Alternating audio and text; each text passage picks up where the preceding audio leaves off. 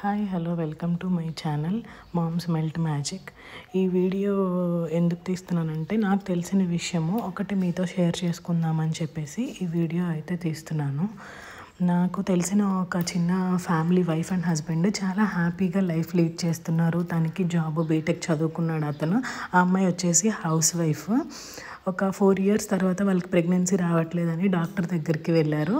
కొన్ని ప్రాబ్లమ్స్ ఉన్నాయి, ఇవన్నీ నువ్వు క్యూర్ చేసుకుంటే నీకు ప్రెగ్నెన్సీ వస్తుంది అని చెప్పారు.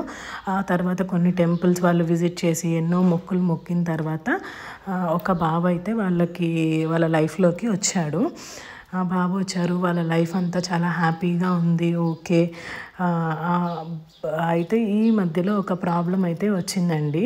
అది మన స్వయంకృత అపరాధం అంటారు కదా, అదనమాట. అంటే మన లైఫ్లోకి మనమే వెల్కమ్ చేసుకున్నాం ఒక ప్రాబ్లం అనేది. ఎందువల్ల అంటే వాళ్ళు బాబు పుట్టిన తర్వాత ఒక వ్యాక్సిన్ కూడా వేయించలేదన్నమాట. డెలివరీ అయిపోయిన ఒక 2-3 daysకి మనకు ఒక వ్యాక్సిన్ వేస్తారు కదా హాస్పిటల్ డిశ్చార్జ్ అయినప్పుడు.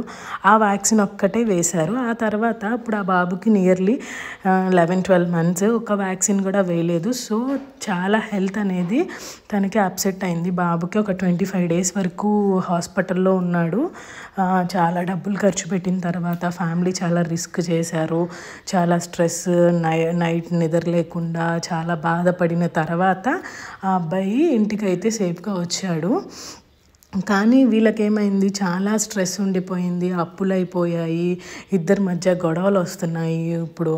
ఎందుకంటే మనకు తెలియలేకపోయింది, మనమే కదా పొరపాటు చేసింది. మనం వ్యాక్సిన్స్ అనేది మంచిగా వేయించి ఉంటే ఇట్లాంటి ప్రాబ్లమ్స్ వచ్చేవి కాదు కదా. అందుకే చెప్పాను అనమాట ముందల. మనం కొన్ని ప్రాబ్లమ్స్ని వెల్కమ్ చేసుకుంటున్నాము మన సొంతగానే మన లైఫ్లోకి అనేదాన్ని. కొంచెం ఆలోచించండి, కొంచెం తెలుసుకోండి ఏం చేయాలి. ఒకటి మనం మన లైఫ్లోకి ఏదన్నా చేయాలి అన్నప్పుడు దాన్ని పర్టికులర్గా మనం ఆలోచించి చేయాలి అనేది. దానివల్ల మనం చాలా హ్యాపీగా లైఫ్ని లీడ్ చేయొచ్చు అని నా అభిప్రాయం అనమాట. ఆ బాబు సఫర్ అయ్యాడు, ఫ్యామిలీ సఫర్ అయింది.